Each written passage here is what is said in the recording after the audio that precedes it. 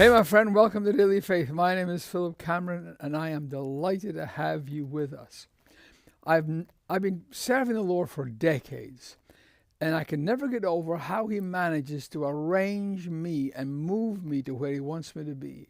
It is the most unbelievable thing how God can take you wherever you are, whatever circumstance you're in, and He can move you to where He wants you to hear His voice, or move you to where He wants you to be the answer for someone.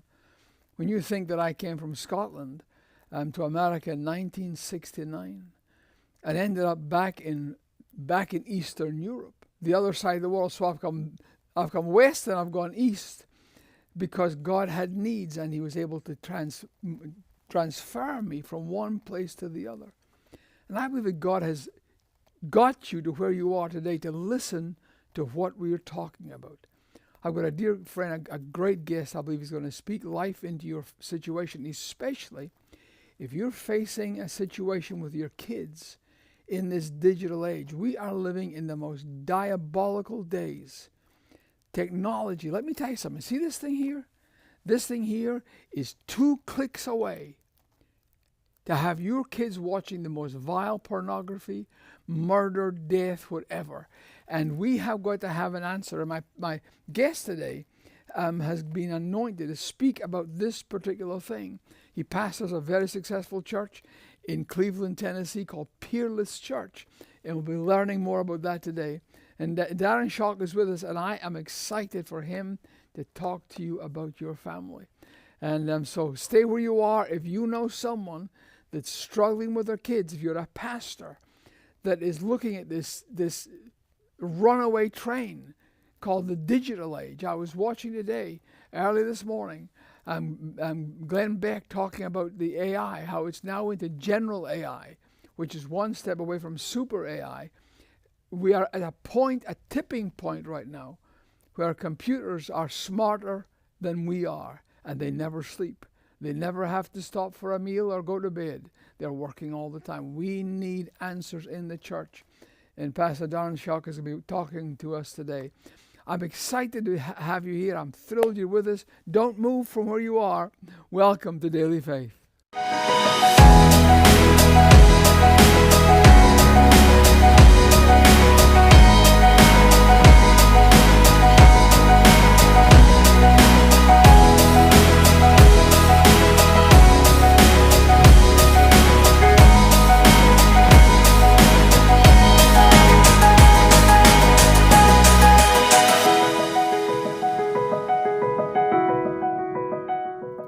Hello, my friends. Welcome to Daily Faith. My name is Philip Cameron, and I am absolutely delighted to have you with us today. We have got a great guest that's going to speak life into your situation. I believe that God works. There's a chorus that I just can't, I sing it to myself all the time. He works in ways I cannot see. He will make a way for me. Whatever your circumstance is, God is at this moment making a way for you where there is no way. He can, that old hymn we used to sing in the church, got any rivers you think are uncrossable, got any mountains you can't tunnel through. God specializes in things thought impossible. And whatever your circumstances today, no matter how impossible it seems, God has an answer. And I believe watching today and listening today to what we're going to be talking about will bring an answer and resolution into your spirit. 37 years ago, I walked into an orphanage in Romania, Timișoara, Romania. I didn't want to be there. My dad had nagged me to go with him. He had been watching TV and about these orphans, that were hundreds of thousands of orphans in Romania that were the result of a communist dictator called Nicolae Ceausescu. He kept calling me on the phone. You got to go, you got to go. And I said, Dad, you're sick. I'm busy. Leave this alone. There's other people that do this kind of stuff. Well, one day he called me and he says, well, if you won't go with me, I'm going to go by myself. And I said, oh, you got me. So I canceled some services and flew to Scotland. Our whole town came and gave out food and clothes. And we ended up having what was meant to be he and I together in a van, ended up a truck convoy. And I walked into this orphanage. I wanted to get out of the place. I was doing my good son duty. And we'd gone through all the rooms downstairs, filthy, cold, miserable place. And very few light bulbs. It was in January. It was dark, dismal place. And he says, "Oh, let's go upstairs." I says, "Dad, it's exactly the same up there as it is down here. Don't." And he ignored me. He went up the stairs. "Listen to this. Here's how God gets you to where he wants you to be." So I walked up the stairs behind him, complaining all the way. He got up the top of the stairs and took a left into this door. Salon 5 was hand-painted on the door. So I walked in behind him, and then I walked past him into the room, and here was all these cribs with 30 kids, 35 kids, and they're all rocking on because they'd never been held, they rocked. And they're all rocking and screaming, and it was like, and I'm saying, "Dad, let's go." And as I'm telling him this, there's a wee boy about halfway down, looking back up the road towards me. He wasn't rocking, he was tiptoeing on the edge of his crib, looking up. And the Holy Ghost spoke to me, and he said, "That's your son." Clear as I've ever heard God's voice. I says, "Dad, look at that boy down there." And he says, "Oh, he's a bonny boy. He's a pretty boy." And I says, "Dad," and I went in and I picked him up, and he was covered in his own waste. And that was the beginning of the greatest miracles of my life. So all those years ago, God moved me to where he wanted me to be. And so we now have a tremendous ministry of outreach. In fact, that son that I adopted is in Moldova right now with a team of people. And we have a place, an amazing place called Vatra Village. It was built originally for rich people to have a summer home on the biggest lake in the country. And they poisoned the lake with chlorine to kill algae, and they killed everything in the lake. And they also killed this project. And it sat for 9 years, and then we bought all the homes, and we take these kids in. Every girl you're looking at on this video is worth $300,000 a year to a trafficker. Every girl you see is worth $300,000 a year. We take them out of orphanages, we take them from poor homes and villages, and we put them back in school and share the gospel with them. And the most incredible thing has happened. These orphans have become missionaries. And they go out into the highways and byways and preach the gospel. They bring food to widows and clothes and school books and school supplies to families that are broken. And right along beside it, these orphans share hope that they found in Jesus. And we are growing. At the moment, we're building a brand new place for younger kids. Our kids right now are 16 and older. And we had a terrible thing happen a few months ago now. A young girl called Maria was sent to us at 14 by the mayor of our village. And she was too young to stay in her home, and we had to put her back. And the week she was put back into her village, she was gang raped. And we have been working as hard as we can to build 2 more homes for younger kids, that if ever a Maria comes to us again, she'll have a place of safety. They send me videos all the time. Our kids, our orphan kids, make these videos, do the language, everything. And I just show them to you as I get them from them. Take a look at this one we just got the other day. I think it'll bless you. Hi everyone, here we are in Moldova at Promise House, and what you see here is more than a building under construction. With every piece of tile being placed, we are building hope for children who have never had a place to truly call home. Soon, these empty rooms will be filled with love, warmth, and safety. Children who once felt forgotten will finally have a family around them, a bed to sleep in, and a future to believe in. And none of this would be possible without people like you. Thank you for helping us turn walls into shelter and shelter into hope. Together, we are creating a home where healing can begin. Thank you so much, Ulizana. Ulizana is one of our orphan kids. She was brought to us, and the crazy story. Her mother went to Moscow to go to university, met a guy, and from the country of Kyrgyzstan, of all places. You've never seen a country like Kyrgyzstan. And when he got her there, she had 3 daughters, and he beat her mercilessly.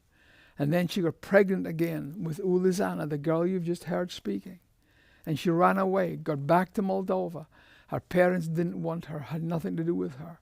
And she put her 3 older daughters into the orphanage.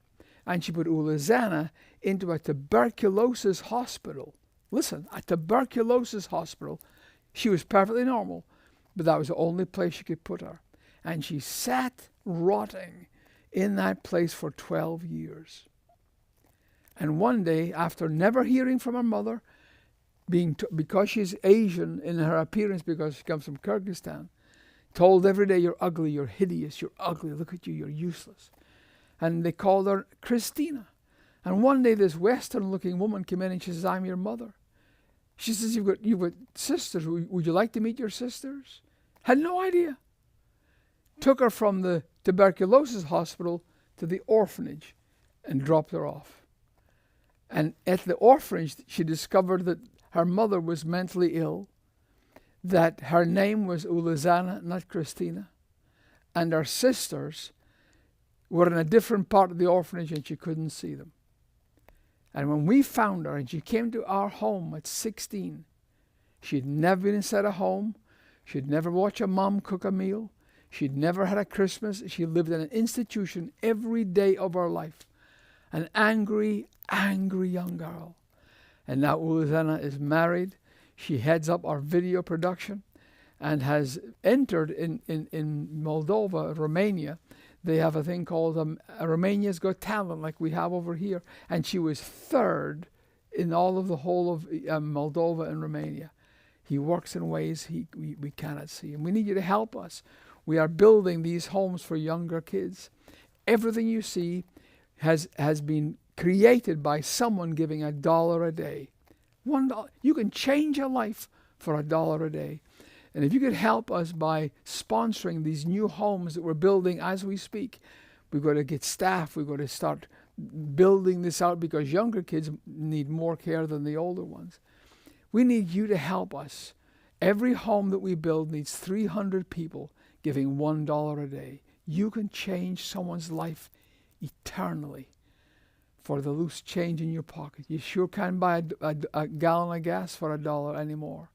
And if you could help us, it's really simple. You can go to our address on the screen, and you can also go dailyfaith.tv and contact us today and let us know that you'll be part of this miracle. And if you do, I promise you, the Bible says when you give to the poor, you lend to the Lord. They're his kids. He's the father of the fatherless. And when you care for these young kids that we're helping, you are changing not just their life. Ulizana is now married to a lovely Christian boy, a great young man called Victor, and called me up and asked if they could date together and then if they could become serious. And then one day he called me up, the most nervous young boy, and they call me Dad and my wife Chrissy Mom. And he says, "Dad, can I ask you to marry Ulizana?" And I said, "Absolutely yes." So out of disaster, God has brought healing into her life. And her sister is also one of the house parents in our homes. You can help us. Please be a part of this today. We need help right now in this season. And your giving will make a tremendous difference. We have got a guest today that I'm so excited to let you meet.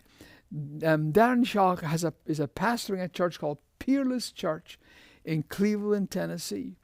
But he's much more than just pastoring a church. He's got a vision and purpose for the world. And Darren, I'm so glad to have you with us today in Daily Faith. How are you doing, my friend? I am wonderful. It is a joy to be with you, and I could spend the last 15 minutes here just hearing your stories. I love the fact that you focus on the story. I find so many times when we talk about ministry, everybody wants to focus on the numbers. And I love that you focus on the testimony, the story, because God pays attention to numbers. He doesn't ignore them, but he's much more involved in names. He's interested in names. And so thank you for the ministry you're doing and the way you're sharing those stories and talking about those names. What's different about what we do is, a lot of ministries, I just say, are driven by numbers, but it's a mile wide and this deep.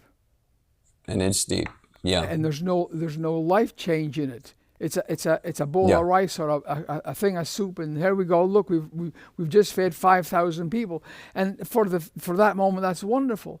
But Ulizana has taken us 10 years of investing into her life.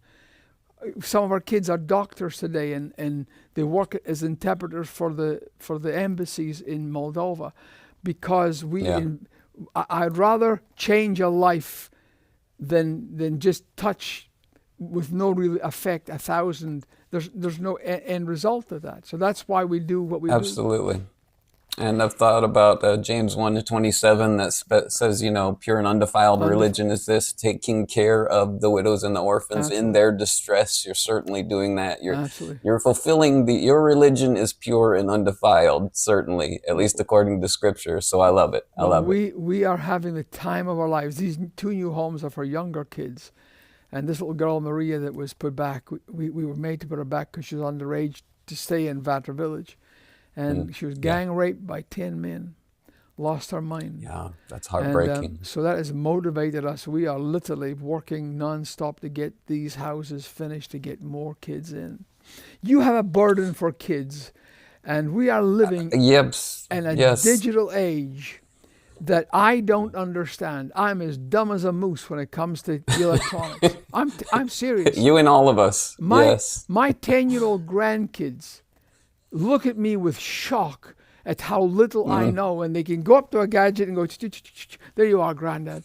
I'll say, this thing's broken. No, it's not broken. Let me see it. There you go. Yep. But that is the most dangerous thing that we've ever seen in the history of the world. The fact we're living in this digital age. Yeah, and you're explaining one of the biggest problems, and really, I think one of the largest tools of the enemy is that, over the course of all of history, Grandma, Grandpa were the wisdom holders. source of You wisdom. went to them for everything. They knew the answers.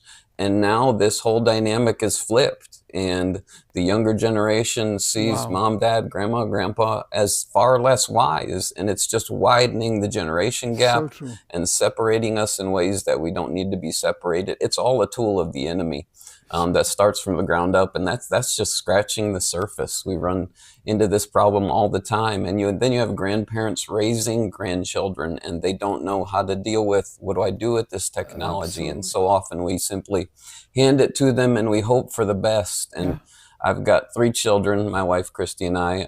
They're all in college now. They did not receive smartphones until high school. They had no access to anything but other than what they had to. They didn't start social media until they got to college. And here's the miracle of it all. To this day, they come to us regularly and say, thank you for keeping me off of this. Well, I see it in restaurants. It's used as a babysitting tool. But the problem is you wouldn't hire a babysitter that had a sexual abuse history or a murder history or whatever. But handing one of these devices to a kid, you are giving every evil device access of the enemy to it all. into their hand to say, go Access ahead, to it all. find out what the devil can do to you. I describe it like this. I think our generation is a little more familiar with the rental stores where, they always had the back room.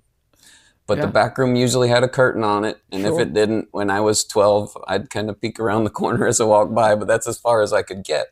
I liken handing a phone to our children and leaving them alone as dropping them off into one of those rental stores, leaving them there for the night with no parental supervision whatsoever, and saying, you can do anything what you want, but don't go into that back room. Yeah. Where's the first place they're going to go as soon as mom and dad disappear? They're heading straight to the back room. Absolutely. And it put on top of that the fact that the enemy is targeting them. So even when they're not walking into the back room is trying to find them. And so we end up with this just terrible place where we are. And the devil is stealing entire generation. And so much like you're going after the ones that are being trafficked, and we have so many that would have a similar effect, those in traffic. Exactly the same. We're seeing that. We understand that. But when we hand them these phones, they're having similar mental and physiological responses even to such experiences. So how do you... So that's why there's... How do more you say depression than anything in the world. how do you say no? How when your kid is There's there and all the other kids in the class have got a device, and your kid comes to you and says, "Please, mom, please, dad, my life will never be normal unless I get one of these things." How do you say yes. no? What do you do? There are a couple of simple thoughts that my wife and I have had to work on over the years because, like I said, our kids were born right about the time the iPhone was put out, and so God allowed us to be a little bit ahead of this game. So we first decided we want to give our kids as similar of a childhood as we had, Good idea. which meant we only had 3 channels. And cartoons were on just an hour or two in the afternoon, and then on Saturday mornings. That was it. And so we decided, okay, first of all, we're just going to give them as much screen time as we had. And so we limited it to a couple hours in the afternoon, and we'd watch TV together as a family in the evening. We made very specific time when our kids were younger, that from 5 o'clock till 7 or 8, there would be no screens in the house whatsoever. None of us Wow. were allowed on it. Mom, dad, and all 3 of our children. And for the first week or two, we were kind of twiddling our thumbs and wondering, what are we going to do? But after about 2 weeks, something clicked. And all of a sudden, within a matter of days, this became our family's favorite time of every day. In fact, I would Amazing. sometimes get home early and the kids would ask, can we shut the TV off now? Do we have to wait till 5? Because it turned into all of the things we grew up with. We suddenly had this whole list of board games that we'd play. We'd get outside and throw a ball around and play catch and soccer and whatever else we could come up with. Creativity started to broaden in our children. They're coming up with their own ways, because sometimes we didn't entertain them. We'd say, well, you got a couple hours, you got to go figure it out, just like we were Sure. raised. And Yeah. so they did all that. And then, of course, you got to about the end of elementary school and middle school, and the friends started getting the technology. Yeah. That's when it starts to get difficult. Sure. So first thing you've got to do is look at your own technology usage and say, how much am I on this phone? How many hours am I spending on it? And what are my kids seeing in me? And we've got to deal with our own technological issues first.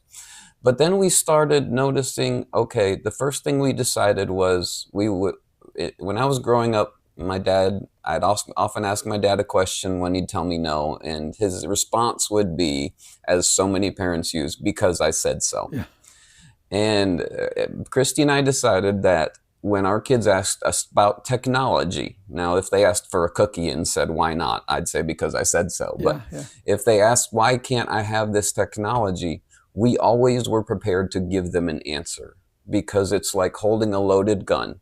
And I cannot hand you a gun without you going through specific training, or at least Sure. you used to be able to. Here in Tennessee now, anybody can basically carry a gun. But you need some specific training to know how to handle something that's so dangerous. And we have to view these things as a loaded gun or a landmine that's Absolutely. 100 years old that hasn't gone off yet. And we've got to handle them with care. Yeah. And so we always gave our children an answer. When their friends started getting it, we said specifically to them, watch what happens when your friends get their phones. And of everything we said, that was probably the best thing we said to them, because brilliant. it made them notice the difference that happened. And truthfully, some of their friends would get them and it would irk them. They would say, I can't, they won't even talk to me anymore. They're just buried in their phone. And then they saw, especially the ones that would get on social media and get access to things that they shouldn't have at that age. So they saw it. You made your kids see their friends turn into zombies. I don't want to say that too much about my kids' friends, but you're on the right track. I won't give any names, but they saw it happen to the ones around them. They're not listening to us. We're fine. We're all right. Okay. But that's exactly. I'll go into a restaurant. You're right, though. And you'll have 5, 6 people around a table, and they're all like this. And I'm thinking, yes, hello, yes. There's someone next to you, and that's a great point, Dan. So you can you get your kids to watch and observe their friends, and how it turns them from being an interesting person into this zombie caught up by this. I've never thought of that. use their And friends they as an saw it. example. They saw it happen again and again, and that's, I believe, I mentioned, they tell us thank you. And after a year or two of watching that, they stopped asking because they saw what was happening and they said, I don't want to become that. And That's people fabulous. around would notice the difference because they're able to shake someone's hand, look them in the eye, have a conversation. You can And talk. there's just study after study showing how this stuff affects your mind and affects social interaction, and Yeah. it keeps us from developing the way we need to. There's just so much negativity involved in it. I saw a program, a study, like a documentary, and all of the major guys that are involved in this mass technology that we're speaking about, the guy that was doing the thing says, do your kids have devices? Every one No. of them said no. Yes. They can poison the I think, world, but their yeah. kids don't have the poison in their own homes. We are Yeah, all, that comes from the ones that developed it. yeah, Yeah. from the big boys. Their kids don't Yep. get it. We've only got 3 minutes left. You've got to come back Sure. and talk more about this. Tell us about your church. Oh, I'd love to. If there's anyone in the area to come, Peerless Church, tell me how you got started and what God's doing with your work there. Well, Peerless Church is actually one of the oldest remaining Pentecostal churches in existence today. North Cleveland Church of God is down the road and Yeah. claims that, but we're actually kind of a split off of that church, so we can also claim that Claim this- alongside of them. So I've been around since 1906. It was founded in the earliest beginnings of the Pentecostal movement by a man named A.J. Tomlinson, and still continuing going strong today. We recently had a flood a couple of years ago. This has been my church for 20 years. When I wasn't pastoring a different church, at least I was always here. My kids were raised here. Yeah. And so when I stepped in, there was no sanctuary. We were in the gym. There was no insurance money coming through for the flood. There wasn't anything coming in. Our attendance was dwindling, and the sanctuary itself just bare. And it's a beautiful 600-person seat sanctuary that had just had nothing and no funding to see it through. And so when I stepped in 2.5 years ago, didn't know what to do, didn't know where we'd go, but I knew I was never worried about, people ask all the time, how could you take that church when there was no sanctuary and all these Well, there's no problems church. physically? Yeah. And I said, you know what? The building can't tell God no. And I knew the moment that God wanted that building to fall into submission, it would. And so I just tried to care for the people. I focused on the people. We started a funding campaign, and miraculously, I began in November of 23. No finances, no sanctuary. On December 14th of 2024, just a year later, we were into a $1.1 million top of the line facility. We now owe less than $150,000, and God just worked miraculously over that year. We're gaining the new next generation. Our church is booming rapidly. You can see all this at peerlesschurch.org and check us out. Peerlesschurch.org. Find out some more information. If you're anywhere in the area, Peerlesschurch.org. if you're anywhere in the area, Cleveland, Tennessee, Chattanooga, that's not a long drive at all. And you also have And if you want to learn any more about the technology stuff, you can find some of that information on my website at darrenschalk.com. There you go. There, from the man himself. And you also wrote a book, didn't you? So tell us quickly about that book. I did. It's called Dear God, We Need to Talk. The idea behind it was God is great and questions are okay. So I wrote a whole book about my questions about God, and hopefully give a few answers, but more than me giving the answers as you read, hopefully God speaks. Dear God, We Need to Talk. It's available on Amazon. Thank you for being with us today. Let's do this again soon. We'll see you Please, again. I'd love it. Thank you for watching right. Daily Faith today. We'll talk to you again. Bye-bye. For over 25 years, the Cameron family has been changing the lives of orphans in Romania and Moldova. From providing running water, flushing toilets, and clean wells, to coal for heat, new windows, as well as food and clothing, they champion the physical needs of the orphans in these broken and desolate countries. Many of Moldova's orphans are saved from the horrors of trafficking through homes founded by the Camerons, and in the process, orphans become daughters and sons, They come to know their Heavenly Father and are forever changed by the love of Jesus. God help the Camerons lift these amazing young men and women out of darkness. Now, no longer orphans, they want to return and invade that very same darkness with the light of Jesus Christ. The Orphan's Hands equips these daughters and sons to become missionaries.